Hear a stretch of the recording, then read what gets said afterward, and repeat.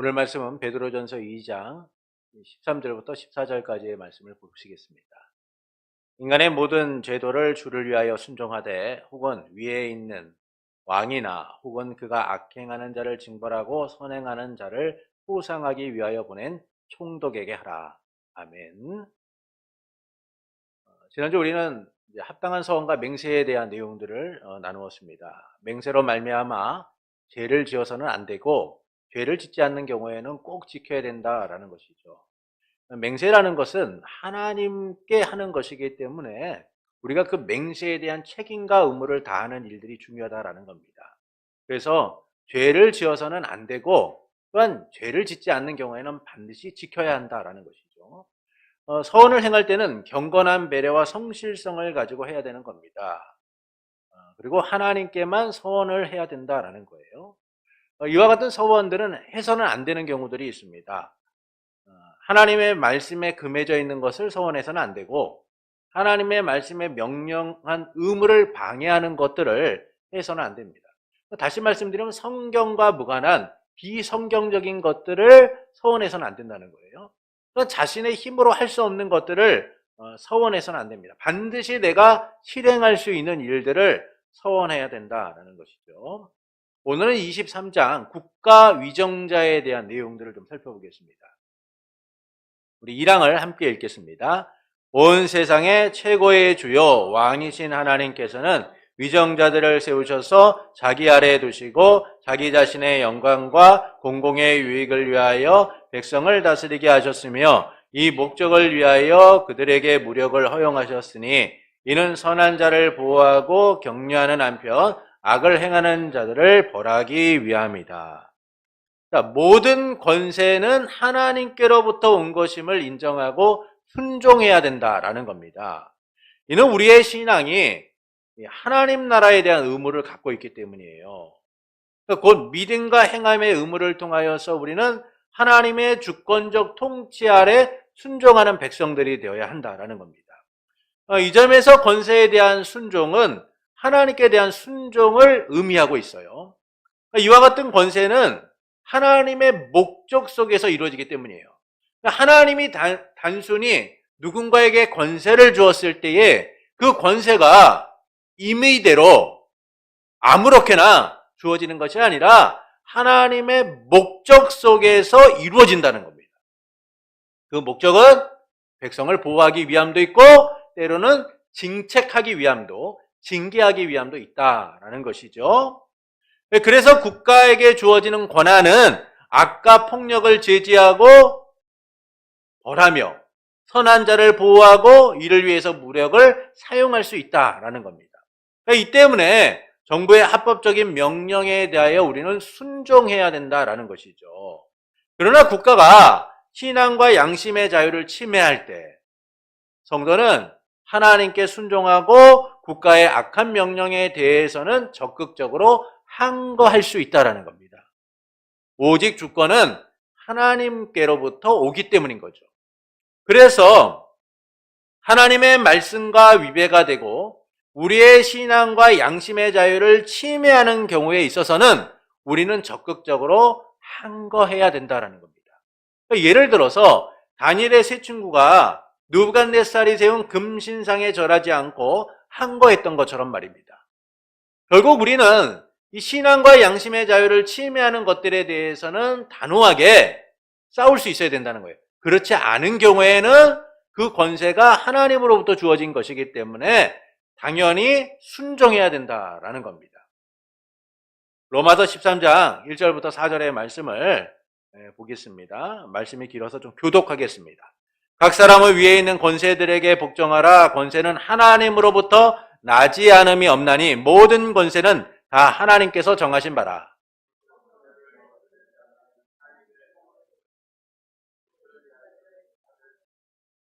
다스리는 자들은 선한 일에 대하여 두려움이 되지 않고 악한 일에 대하여 되나니 내가 권세를 두려워하지 아니하려느냐? 선을 행하라. 그리하면 그에게 칭찬을 받으리라.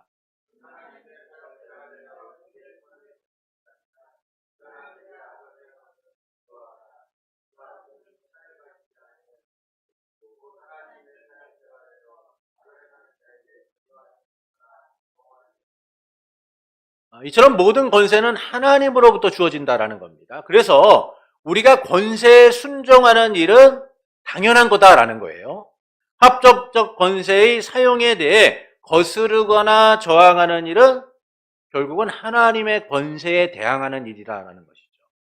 반면 위정자들도요, 이 권세에 대한 바른 사용이 있어야 된다는 사실을 말씀해주고 있죠. 그래서 하나님의 사역자다라는 표현을 사용하고 있어요. 하나님의 사역자다. 그러니까 이 표현은 하나님이 쓰시기 위하여 세운 자들이라는 거예요. 그것은 그들의 목적과 그들의 일이 하나님의 뜻 가운데 합해져야 된다는 겁니다. 그렇지 않고 함부로 사용하게 되면 하나님이 세우신 목적과 다르게 행동하게 되면 그에 대한 책임을 지게 될 것이다라는 것이죠. 그래서 그들은 하나님이 주신 권세를 함부로 사용하는 것이 아니라 권세를 바르게 사용하기 위하여 힘써야 된다는 거예요. 그렇지 못한 경우에는 하나님의 진노하심을 따라서 심판을 받게 된다라는 겁니다. 그러니까 이처럼 위정자들이나 성도는 항상 그 권세가 하나님으로부터 왔다라는 사실을 기억해야 돼요. 이 사실을 기억할 때 바르게 권세가 사용되게 되고 또한 그 권세에 대한 바른 순종이 이루어지게 되는 겁니다. 이 권세가 어디로부터 왔느냐? 하나님으로부터 왔다. 이것이 바로 우리가 이 국가 권력에 대한 바른 접근이다라는 것이죠. 두 번째는 2항을 보시겠습니다. 2항을 함께 읽겠습니다. 그리스도인들이 공직자로 임명될 때에 공직을 맡아 수행하는 것은 적법하다. 그 직분에 종사하는 일에 있어서 각 나라의 건전한 법률에 따라 특별히 경건과 공의와 평화를 유지하도록 해야 한다. 그 목적을 위하여 지금 신약 시대에는 정당하고 필요한 경우에 전쟁을 일으키는 것은 정당하다. 웨스트민스터 신앙고백서가 작성될 이 무렵에는요, 영국 일부 기독교인들 사이에서 기독교인이 공직자가 되는 것은 바르지 않다. 그거는 맞지 않는 일이다라고 주장하는 일들이 있었습니다. 그들은 기독교인들의 정치적 활동을 금해야 되고 법과 시민적 자유를 위해 싸우는 것이 잘못되었다라고 주장을 했어요. 그러나 기독교인이 공직자가 되거나 공직을 수행하는 일은 적법하다라는 거예요. 왜냐하면 국가의 모든 체계는 하나님이 정하신 제도 속에서 주어진 것이기 때문인 거예요. 하나님께서 이스라엘 백성을 삼으셨을 때, 이스라엘을 백성 삼으셨을 때 하나님 나라의 제도 속에서 기틀을 다지게 하셨습니다. 이처럼 국가의 모든 체계는요, 질서의 하나님이신 하나님의 뜻에 의하여 허용되어지고 세워졌어요. 이스라엘 백성이 사무엘에게 우리에게도 왕을 주십시오라고 했을 때 하나님께서 그들에게 왕의 제도를 허락하시면서 뭐라고 말씀합니까? 그들이 너를 버림이 아니라 나를 버렸다. 그러나 왕의 제도에는 이와 같은 약점들이 있으니 이것들을 이야기해줘라. 그러나 그럼에도 불구하고 그들이 왕의 제도를 원한다면 그렇게 왕을 세우도록 해라 라고 하나님이 허용을 하셨죠. 왜냐하면 모든 권세가 하나님으로부터 나오기 때문이에요. 여러분, 모든 체계는요, 하나님의 주권적 역사 속에서 이루어지는 거예요. 그래서 우리가 국가의 체계를 볼 때 그 체계는 사람의 의도나 뜻에 의하여 이루어지기보다는 하나님의 주권적인 역사 속에서 그 기틀을 다졌다는 것을 우리는 기억해야 된다라는 겁니다. 그래서 하나님께서는 권세를 부여하셔서 제도 속에서 그 약자들이 또는 어렵고 힘든 이들이 보호받도록 만드신 거죠. 또한 하나님께서는 권세자가 선을 베풀도록 임명하셨다는 거예요. 그러니까 이처럼 국가 제도라는 것은요, 하나님에 의하여 허용되어지고 세워진 제도라는 겁니다. 그냥 인간이 임의적으로 세워진 제도가 아니라 하나님이 이를 허용하셔서 세우신 제도가 국가 제도라는 것이죠. 왜냐하면 그 국가 제도를 통하여 하나님은 고통과 압제와 어려움을 당하는 이들을 보호하고 그들의 생명을 지키고자 하셨기 때문이라는 겁니다. 그래서 성도가 공직자나 정치가로 그 일을 수행하는 일은 적법한 일이다라는 거예요. 왜냐하면 국가 제도 자체가 하나님의 허용 속에서 이루어진 제도이기 때문인 겁니다. 그렇기 때문에 그리스도인들은 이 바른 공직자의 자세를 가져야 돼요. 우리 1번을 보시겠습니다. 그 직분에 종사하는 일에 있어서 각 나라의 건전한 법률에 따라서 특별히 경건과 공의와 평화를 유지하도록 해야 한다라는 거예요. 시편 82편 1절부터 4절의 말씀을 교독해서 읽겠습니다. 하나님은 신들의 모임 가운데 서시며 하나님은 그들 가운데서 재판하시느니라.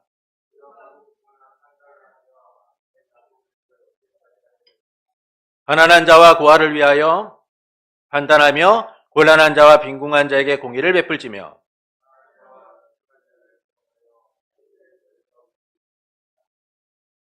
아멘.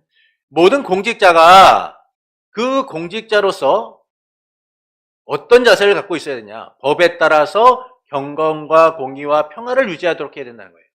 성도는요, 하나님의 뜻이 무엇인가? 하나님이 우리에게 원하시는 정신이 무엇인가를 따라서 행해야 된다는 겁니다.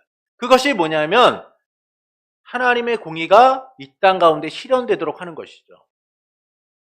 특히 기독교인 공직자들은 하나님의 나라와 그분의 의를 위하여 바른 정치를 해야 될 책임과 의무가 있는 거예요. 공평하게 판단해야 하며 곤란하고 빈궁 가운데 있는 자들에게 공의를 베푸는 일들이 있어야 된다는 겁니다. 그래서 어려움에 있는 자들을 구원하고 악에 있는 자들을 건지기 위해 힘써야 된다라는 것이죠. 자리만 지키고 권리만 누리려고 해서는 안 된다는 거예요. 그래서 만약에 기독교인이 성도가 공직자라든지 정치인으로서 그 일을 수행하게 될 때에는 어떤 일보다 막중한 책임과 의무가 있다는 사실을 항상 기억해야 돼요. 하나님이 내게 주신 이 권세를 내가 바르게 사용하는 일이야말로 하나님의 뜻과 합한 것이다 라는 생각을 항상 해야 된다라는 겁니다.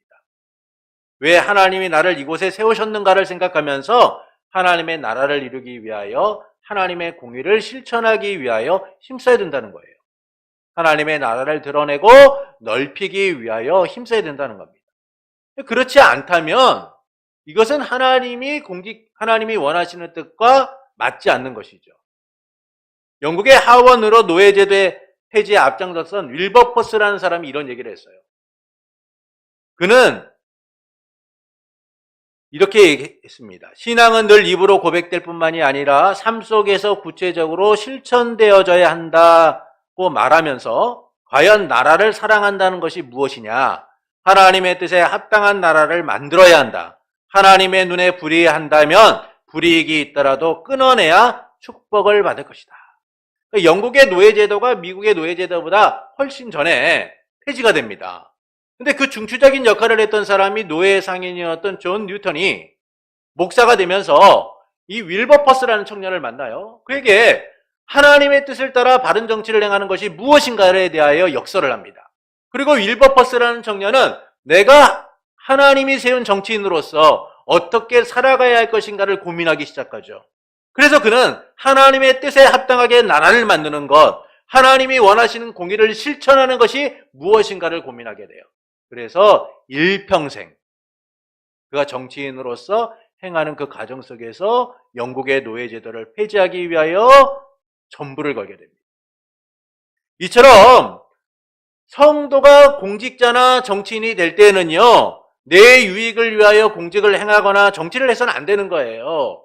오직 하나님의 뜻에 합당한 나라를 만들기 위하여 손해를 보더라도 하나님의 뜻을 드러내기 위하여 힘써야 되는 거예요. 그러나 오늘날 기독교인 정치인들이 그러냐? 그렇지 않죠. 그래서 너무나 안타까운 거예요. 자기의 이익을 따라서 때로는 진실을 눈 감고 자기의 이익을 따라서 야합하고 이런 일들이 너무나 많이 나타나고 있다는 거예요. 그것이 거짓이라는 사실을 알면서도 감싸고 진실인 것처럼 포장하려고 하는 일들. 그러나 기독교인 정치인들은 하나님의 공의와 뜻에 따라서 손해를 보더라도 그것을 이루기 위하여 힘써야 된다는 거예요. 그것이 바로 하나님이 그리스도인 공직자에게 원하시는 첫 번째 자세라는 겁니다. 두 번째는 함께 읽겠습니다. 그 목적을 위하여 지금 신약 시대에는 정당하고 필요한 경우에 전쟁을 일으키는 것은 정당하다. 그러니까 여기서 우리가 주의해야 할 점이 있어요. 이건 전쟁의 합법성을 얘기하고 있는데 이 전쟁의 합법성은 내 욕심을 위하여, 야욕을 위하여 침략 전쟁을 하는 것을 말하는 게 아니에요. 방어 전쟁입니다. 국가와 백성의 안위와 평화를 이루기 위하여, 지키기 위하여 누군가의 공격으로부터 자신을 방어하는 전쟁. 이것이 합당하다라는 거예요. 이를 위해 국가가 군대를 만들고 유지하는 일은 정당하다라는 겁니다. 그러니까 기독교인이기 때문에 굳이 군대를 만들 필요가 무엇이 있느냐? 굳이 경찰을 세울 필요가 뭐가 있느냐? 라고 말해서는 안 된다는 거예요. 국가의 공권력이 필요한 것은 백성들의 안전과 평화를 위해 중요한 일이기 때문에 때로는 전쟁조차도 정당한 경우에 필요하다라는 사실을 인정해야 된다는 겁니다. 그러나 이에 대해 부정적인 생각을 갖고 있는 이들도 있었어요.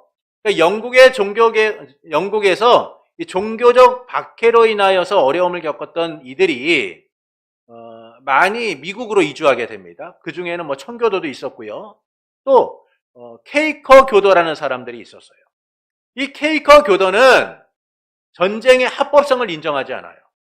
그들은 전쟁과 폭력을 철저하게 반대하면서 평화를 추구했던 사람입니다. 그러나 성경은 분명히 합법적인 전쟁에 대하여 말씀하고 있죠. 그래서 우리는 이 전쟁 자체를 부정해서는 안 돼요. 방어 전쟁과 같이 국가와 백성의 안위와 평화를 지키기 위하여 준비하는 일은 정당하다라는 겁니다. 누가복음 3장 14절의 말씀을 함께 읽겠습니다. 군인들도 물어 이르되 우리는 무엇을 하리이까 하며 이들이 사람에게서 강탈하지 말며 고발하지 말고 받는 급료를 족한 줄로 알라 하니라. 사람들을 강포하지 말며 거짓으로 속이지 말고 받는 봉급을 족한 줄로 알고 살아야 된다라고 말씀을 하죠.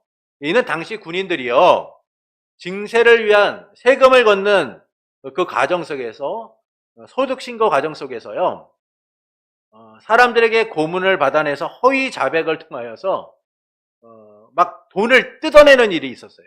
그러니까 군인들이 세금을 걷고 막 그런 가운데 돈 안 낸 사람들에게는 막 협박을 하고 그래서 더 많은 돈을 걷고 그런 일이 있었습니다. 왜냐하면 자기가 받는 월급이 부족하다고 여겼기 때문이에요. 그래서 그 부족함을 채우려면 어떻게 됩니까? 어디서든 좀 걷어야 되잖아요. 합법적으로 거둘 수 있는 방법이 세금 신고를 소득하는 과정 속에서 좀 더 협박을 해서 더 많이 걷는 거였어요. 그래서 세례 요한이 뭐라고 얘기하냐면, 야, 너희가 그렇게 불법적으로 남의 것들을 빼앗아 너희의 배를 채우려고 하지 말아라. 그냥 너희가 받는 급료로 월급으로 족한 줄 알고 사용하라 라고 얘기합니다. 그러니까 이 이야기는 뭐냐면 군대 제도를 부정하는 것이 아니라 그 제도를 유지하는 상태에서 너희가 군인으로서 받는 것을 만족하고 살아라 라는 의미를 담고 있는 것이죠. 이외에도 성경은 베드로에게 세례를 받은 로마의 백부장의 이야기를 통해서 신약시대의 군인의 신분을 인정하고 있다는 사실을 알려주고 있어요. 베드로가 백부장에게 세례를 줄 때 뭐라고 얘기합니까? 예수님을 믿어 구원에 대한 내용들을 얘기하죠. 그 외에 뭐 다른 얘기합니까? 야, 너 하나님이 전쟁하는 거 싫어하셔. 너 군인 아니야. 예수 믿는 사람들은 군인에서는 안 돼. 너 군인 즉 버려 라고 얘기합니까? 그렇지 않아요. 성경은 그들의 신분을 인정하고 있다는 것이죠. 그러니까 이처럼 말씀은요, 군대 제도를 폐지하라라고 말씀하지 않아요. 오히려 그 군대 제도 자체도 국가의 안위와 평화를 위하여 필요하다라는 사실을 우리에게 알려주고 있습니다. 그래서 때로는 우리가 원치 않더라도 전쟁을 해야 되는 경우, 이와 같은 방어전쟁 경우에는 합법적 전쟁이 가능하다라는 사실을 우리에게 알려주고 있죠. 3번을 보겠습니다. 사망. 말씀을 함께 읽겠습니다. 위정자는 말씀과 성례를 집행하거나 천국 열쇠의 권세를 떠맡을 수가 없다. 그렇지만 교회의 질서를 보장하고 통일과 평화가 보존되게 하고 하나님의 진리가 순수하고 온전하게 보존되게 하고 모든 불경건한 것들과 이단들을 억제하고 예배와 권징에 있어서 모든 부패한 요소와 악습을 예방하고 개혁하며 하나님의 모든 규례가 정당하게 결정되고 집행되며 준수되도록 명령을 바라는 것은 위정자의 권한이요 또한 의무이다. 이 일을 더 효과적으로 수행하기 위해서요 종교개혁을 소집하고 참석하여 무엇인지 그 회의에서 처리되는 것이면 하나님의 뜻에 따라서 처리되도록 주선하는 권한이 위정자에게 있다. 위정자들은요 말씀과 성례의 집행, 신앙 문제에 있어서는 간섭할 수가 없어요. 그러니까 종교와 정치가 분리되어 있는 거예요. 또한 그들은 차별 없이 모든 교회나 교파나 교회를 공통적으로 보아야 돼요. 이 교파는, 이 교단은 내가 몸담고 있으니까 여기는 좀 잘 대해줘야지. 이렇게 자기가 속해 있는 교단만 잘해주고 다른 교단은 그냥 나 몰라라 하는 게 아니라 모든 교회를 보호하는 일에 힘써야 된다는 겁니다. 왜냐하면 그 권세가 하나님으로부터 주어진 것이기 때문이죠. 이처럼 위정자는 신앙의 문제는 간섭할 수 없어요. 그러나 예외적인 경우가 있습니다. 예외적인 경우 첫 번째, 교회의 질서를 보장하고 통일과 평화가 보존되게 해야 된다라는 거예요. 교회의 질서를 보장하고 통일과 평화가 보존되도록 해야 된다. 두 번째는 하나님의 진리가 순수하고 온전하게 보존되도록 해야 된다라는 겁니다. 세 번째는 모든 불경건한 것과 이단들을 억제하고 예배와 권징에 있어서 모든 부패한 요소와 악습을 예방하고 개혁해야 된다는 것이죠. 네 번째는 하나님의 모든 규례가 정당하게 결정되고 집행되고 준수되도록 명령을 바라는 것은 위정자의 권한이고 또한 의무이다. 그러니까 위정자가 교회에 간섭할 수 있는 유일한 경우는 교회를 보호하고 하나님의 진리를 보호하기 위한 목적을 갖고 있다는 거예요. 그 외에는 간섭해서는 안 된다는 겁니다. 교회가 내 뜻과 맞지 않다고 함부로 침해해서는 안 된다는 것이죠. 그러니까 이처럼 교회의 보호를 위해서만 위정자들은 예외적으로 간섭을 할 수가 있어요. 특히 기독교인 공직자나 정치인들은 이 점을 항상 유념해야 된다는 겁니다. 그들은 교회의 유익을 도모하고 믿음을 증진하는 일에 의무를 갖는 것이기 때문이죠. 오직 하나님의 말씀을 따라서 주어진 권세를 바르게 사용해야 된다라는 겁니다. 그러니까 교회의 왕은 국가의 위정자가 아니라 그리스도이시기 때문인 거죠. 그래서 교회를 함부로 간섭하려고 해서는 안 되고 교회를 지키고 보호하는 일에 힘써야 된다라는 겁니다. 그러니까 이 일을 더 효과적으로 수행하기 위해서 종교계 회의를 소집하고 거기에 참석하여 무엇이든지 그 회의에서 처리되는 것이면 하나님의 뜻에 따라 처리되도록 주선하는 권한이 위정자들에게 있다라고 말해요. 근데 예전에는 왕이 종교회의를 소집해서 교회를 보호하기 위하여 회의를 진행하도록 했던 적이 있어요. 그러나 오늘날에는 종교회의에 국가의 위정자가 참석하는 경우는 없죠. 또 이걸 조율하는 경우가 없어요. 이것은 오늘날에는 맞지 않는 내용입니다. 그러나 우리가 분명히 알아야 될 것은 국가의 위정자들은 반드시 교회의 보호를 위하여 힘써야 되고 하나님의 진리를 지키기 위하여 힘써야 될 책임이 있다는 거예요.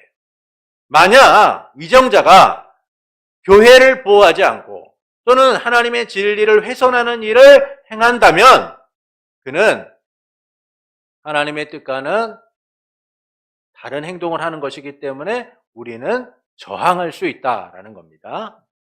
사항을 보겠습니다. 우리 함께 읽겠습니다. 위정자들을 위하여 기도하고 그들의 인격을 존중해주며 조세와 그급의 공과금을 바치고 그들의 적법한 명령에 복종하고 양심을 위하여 그들의 고난에 복종하는 것은 백성들의 의무이다. 신앙생활을 하지 않거나 신봉하는 종교가 다르다고 해서 그 위정자의 정당하고 적법한 권위를 인정하지 않거나 순종치 않아도 되는 것은 아니다. 교회의 직분을 맡은 사람이라고 해서 예외가 될 수 없다. 하물며 위정자들이 통치권을 행사하는 때에 교황이 그들에 대하여 또는 그들의 백성에 대하여 어떤 권한이나 사법권을 가지는 것이 아니며 만일 교황이 그들을 이단으로 정죄한다거나 또는 기타의 다른 구실로 그들의 통치나 생명을 빼앗을 권한이 전혀 없는 것이다. 모든 사람이요, 위정자들이나 정부를 위하여 무엇을 해야 하는가? 라는 사실을 알려주고 있는 거예요. 첫 번째는 위정자들을 위하여 기도하고 그들의 인격을 존중해주며 조세와 그 밖의 공과금을 바치고 그들의 적법한 명령에 복종하고 양심을 위하여 그들의 고난에 복종하는 것은 백성들의 의무이다. 위정자들에 대한 이 백성의 의무를 이야기해 주죠. 그것은 하나님께서 합법적인 권세를 주셨기 때문에 우리 또한 그 권세에 대하여 의무를 져야 한다는 거예요. 내 기분과 감정을 따라서 권세를 부정하고 함부로 대해서는 안 된다는 겁니다. 내가 원했던, 내가 지지했던 사람이 아니라 다른 사람이 국회의원이 되고 때로는 대통령이 되었다라고 해서 그를 적대적으로 대하고 함부로 말하고 해서는 안 된다는 거예요. 왜냐하면 그 권세가 하나님으로부터 비롯된 것이기 때문입니다. 그래서 우리는 무엇을 해야 합니까? 기도해야 되는 거예요. 또한 합법적인 명령에 대하여 순종해야 된다는 겁니다. 그들을 세우신 분이 하나님이심을 인정하고 기도하고 존중하고 여러 의무를 준행해야 된다는 것이죠. 디모데전서 2장 1절부터 2절을 보시겠습니다. 그러므로 내가 첫째로 권하노니 모든 사람을 위하여 간구와 기도와 도고와 감사를 하되 임금들과 높은 지위에 있는 모든 사람을 위하여 하라. 이는 우리가 모든 경건과 단정함으로 고요하고 평안한 생활을 하려 함이라. 왜 우리가 위정자들을 위하여 기도해야 하냐면은 그들이 하나님의 법을 어기지 않고 바른 통치를 통하여 우리의 삶이 평안하고자 하기 때문인 거예요. 그렇지 않으면 우리의 삶이 힘들어지잖아요. 여러분, 사람 하나 잘못 세워지면요, 모든 사람이 힘들 수밖에 없어요.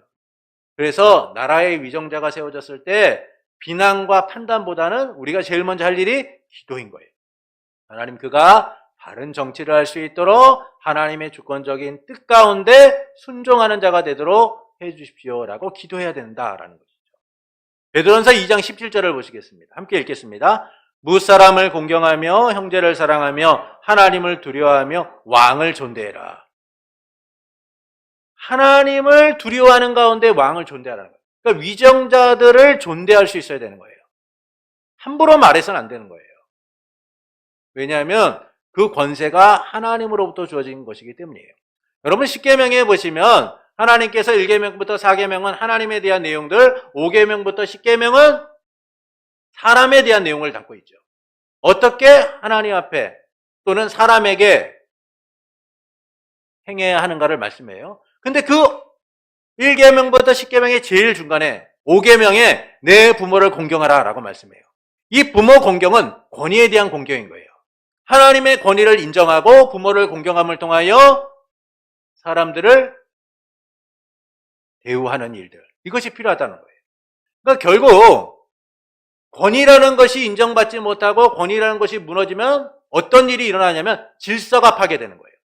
가정의 권위가 무너지면 가정이 콩가루 집안이 되는 겁니다. 국가 안에서 위정자의 권위가 무너지면 나라가 어지러워지는 거예요.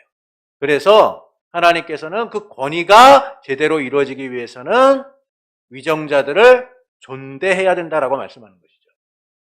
로마서 13장 6절부터 7절을 함께 읽겠습니다. 너희가 조세를 바치는 것도 이로 말미암음이라. 그들이 하나님의 일꾼이 되어 바로 이 일에 항상 힘쓰느니라. 모든 자에게 줄 것을 주되 조세를 받을 자에게 조세를 바치고 관세를 받을 자에게 관세를 바치고 두려워할 자를 두려워하며 존경할 자를 존경하라. 그러니까 하나님이 우리에게 원하시는 것은 국가제도, 그 질서를 잘 따라가는 것이 필요하다는 거예요. 그래서 우리는 이 국가제도 속에서 하나님이 주신 이 권세를 인정하고 그에 따라서 의무를 책임지는 이들이 되어야 된다라는 겁니다. 디도서 3장 1절에 보면 너는 그들로 하여금 통치자들과 권세 잡은 자들에게 복종하고 순종하며 모든 선한 일을 행하기를 준비하게 하며 라고 말씀해요. 그러니까 이런 모든 권세가 하나님으로부터 오는 것이기 때문에 우리는 위정자들을 인정하고 기도하고 그들이 바르게 행할 수 있도록 협력하는 이들이 되어야 된다라는 겁니다. 두 번째 보시면 함께 읽겠습니다. 신앙생활을 하지 않거나 신봉하는 종교가 다르다고 해서 그 위정자의 정당하고 적법한 권위를 인정하지 않거나 순종치 않아도 되는 것은 아니다. 교회의 직분을 맡은 사람들이라도 해서 예외가 될 수 없다. 믿음이 없거나 종교가 다르다고 해서 위정자의 합법적 권위를 다르다고 해도 위정자의 합법적 권위를 인정해야 된다는 거예요. 우리나라 같은 경우에도요, 다종교 사회 아닙니까? 그래서 기독교인이 대통령이 될 수도 있고 또는 다른 종교를 갖고 있는 사람이 대통령이 될 수 있어요. 그렇다고 하더라도 우리는 그 권세가 하나님으로부터 온 것이기 때문에 인정해야 된다는 겁니다. 특히 교회의 직분을 맡은 사람들이라도 예외가 될 수 없다는 사실을 우리가 주목해야 돼요. 간혹 위전자가 합법적인 권세를 사용함에도 정치적 성향이나 이념 등을 내세워 강단에서 비난을 하고 끌어내야 된다라고 말하는 교회의 직분자들을 볼 때가 있어요. 이것은 하나님이 주신 권세를 스스로 인정하지 않는 거죠. 여러분, 그래서 교회에서 직분자들은 이것에 대하여 함부로 얘기해서는 안 돼요. 특히 저와 같은 목회자들은 강단 안에서 세워진 대통령이 마음에 들지 않는다고 해서 그가 적법한 절차를 행하고 있음에도 불구하고 내 뜻과 다르다고 해서 비난을 하거나 함부로 얘기해서는 안 되는 겁니다. 오히려 그들을 존중하고 기도해야 된다는 것이죠. 그래서 하나님이 주신 권세를 따라서 합법적으로 세워진 위정자들을 우리는 인정하고 순종해야 된다는 거예요. 권세는 하나님께로부터 왔기 때문인 겁니다. 바로 이 권세의 인정을 통하여 우리는 누구를 인정하게 되는 거예요? 하나님을 인정하게 되는 것이죠. 그래서 권세에 대한 바른 인정을 행해야 된다는 거예요. 그것은 예외가 될 수 없는 거예요. 저와 같은 목회자도 또는 교회의 어떤 직분자도 또는 모든 성도도 마찬가지고 내 성향과 내 정치적 판단과 다르다고 해서 함부로 이야기해서는 안 된다라는 겁니다. 자, 세 번째 함께 읽겠습니다. 하물며 위정자들이 통치권을 행사하는 때에 교황이 그들에 대하여 또는 그들의 백성에 대하여 어떤 권한이나 사법권을 가지는 것이 아니며 만일 교황이 그들을 이단으로 정죄한다거나 또는 기타의 다른 구실로 그들의 통치권이나 생명을 빼앗을 권한이 전혀 없는 것이다. 교회는 국가 공직자의 통치권이나 그들의 지배를 받는 사람들을 간섭할 권한이 없다는 거예요.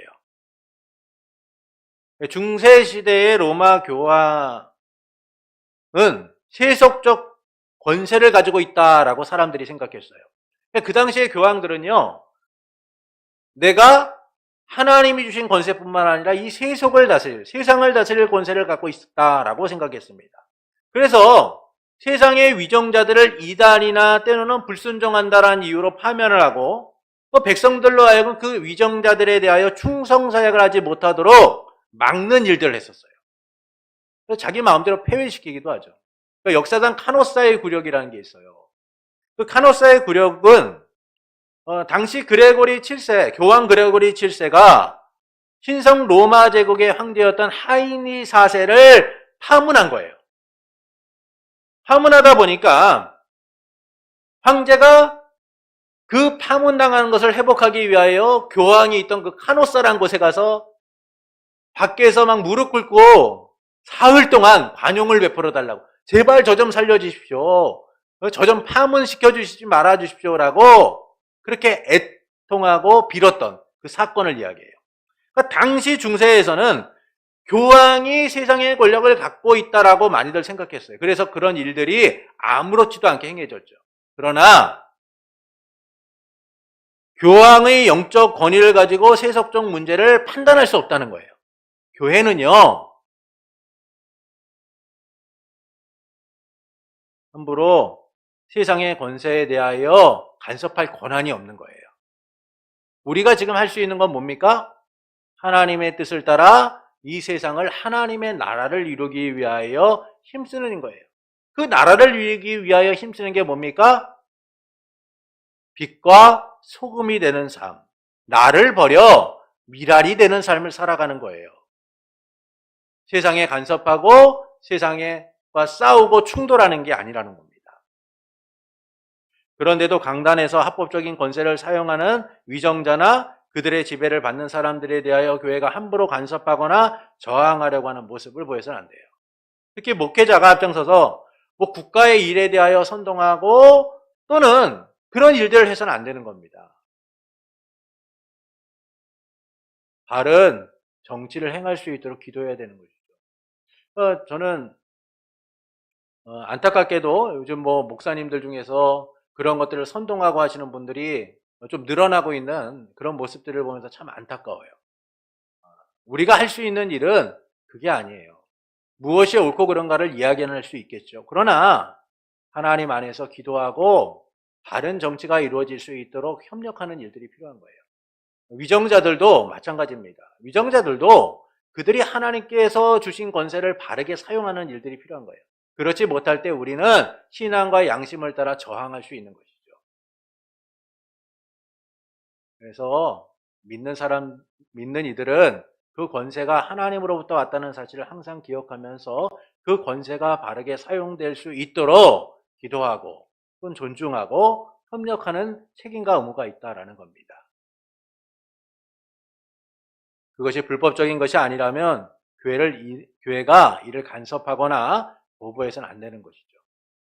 그럼에도 불구하고 안타깝게도 오늘 우리 시대에 교회들이 너무 이 국가의 이런 문제들에 대해서 목소리를 높이고 이야기하는 것들을 봐요. 성도는 한 사람의 시민으로서 또는 일원으로서 가능해요. 그러나 교회만큼은, 특히 교회의 직분자들만큼은 이 일에 대하여 이야기해서는 안 돼요. 주님이 우리에게 세상의 권세를 간섭하도록 명령하신 일이 없습니다. 우리는 단지 하나님의 통치 속에서 그 통치가 세상 가운데 바르게 이루어지도록 하는 일들이 필요한 것이죠. 그 통치의 핵심이 뭡니까? 화평을 이루는 거예요. 만약 우리의 행위가 세상의 분쟁과 갈등을 유발하고 우리의 언어가 세상과의 다툼과 충돌을 야기하는 것이다라고 하면 우리는 침묵할 수 있어야 돼요. 왜냐하면 그것은 하나님의 나라의 모습과 너무나 다르기 때문이죠. 그래서 하나님이 주신 권세를 인정하고 우리는 그 권세가 바르게 사용되도록 할 수 있어야 된다라는 겁니다. 핵심 요약을 보시겠습니다. 첫 번째, 하나님께서 위정자들을 세우셔서 백성을 다스리게 하셨다. 그러니까 위정자들은요, 백성을 바르게 다스려야 되는 거예요. 바르게 다스리지 못하면 우리는 저항할 수 있다는 겁니다. 그래서 불법적으로 행해지는 위정자들의 잘못들에 대하여서 우리는 목소리를 높일 수 있다는 것이죠. 두 번째는 그리스도인들이 공직자로 임명되어 맡아 수행하는 것은 적법하다. 그리스도인들이 공직자로 나아가는 것은 적법해요. 그런데 그들은 어떤 의무를 지느냐? 하나님의 말씀을 따라 하나님의 나라를 이루고자 힘쓰는 이들이 되어야 된다는 거예요. 손해를 보더라도요, 하나님의 공의를 이루기 위하여 힘써야 되는 거예요. 그래서 정치를 하려고 한다면, 공직자로 나가려고 한다면 하나님의 나라를 이루고자, 하나님의 공의를 이루고자 내 자신을 버릴 각오가 되어 있어야 된다는 겁니다. 그런 각오가 없이 세상의 명예와 세상의 영광을 얻고자 살아가려고 하면 바른 정치를 할 수 없는 거예요. 세 번째, 위정자는 정규 예배 시에 말씀의 선포나 성례를 집행하거나 천국 열쇠의 권세를 맡을, 교회의 치리권을 맡을 수가 없으나 교회에 봉사할 의무가 있다. 위정자들은요, 교회를 간섭할 권한이 아무것도 없어요. 단지 그들이 한 사람의 성도로서 교회에 봉사할 의무만을 갖는 거예요. 그래서 위정자들이 할 수 있는 게 뭡니까? 교회를 보호하고 성도를 보호하고 하나님의 진리를 보호하는 일만 할 수 있다는 것이죠. 네 번째, 모든 사람은 위정자들과 정부를 위해 마땅히 해야 할 의무를 지켜야 된다. 그 위정자의 권세가 바르게 시행되고 있다면 우리는 그들을 위하여 기도해야 되고 그들과 협력해야 된다는 거예요. 그러나 바르지 않을 때는 저항할 수 있어야 된다는 겁니다. 그래서 될 수 있으면 교회는 세상에 대하여 간섭하지 않는 게 좋아요. 안타깝게도 교회가 세상의 권세를 간섭하려고 하는 많은 일들이 있어요. 그것 때문에 얼마나 이 분쟁들이 많이 일어납니까? 오히려 교회는 더 기도해야죠. 위정자가 바르게 서 있지 못하면 바르게 설 수 있도록 기도해야 돼요. 그래서 우리 주변에 하나님의 사람들이 일어나서 바른 정치가 일어나도록 기도할 수 있어야 돼요. 또한 바른 정치가 이루어지고 있다면 그 정치가 바르게 세워져 갈 수 있도록 흔들림이 없도록 기도할 수 있어야 된다는 겁니다. 국가의 위정제에 대한 이런 내용들을 말하고 있는 것은 결국 하나님의 권세를 우리가 인정하느냐 인정하지 못하느냐에 따라서 우리의 삶 또한 위태로울 수 있기 때문인 거예요. 때론 평화로울 수 있기 때문인 겁니다. 그러니까 결국 우리의 삶과 연결되어 있는 가장 중요한 문제이기 때문에 그래서 국가의 위정자에 대한 내용을 말씀해주고 있는 것이죠. 그러므로 우리가 각자 생각하는 정치적 성향들이 있으실 거예요. 그것이 우리의 생각에 깊이 뿌리 박혀 있다라고 해도 먼저 하나님이 주신 권세를 인정하고 기도하는 일부터 필요하다라는 사실을 먼저 생각하고 기도하고 협력하는 성도가 되기를 예수님의 이름으로 축원합니다.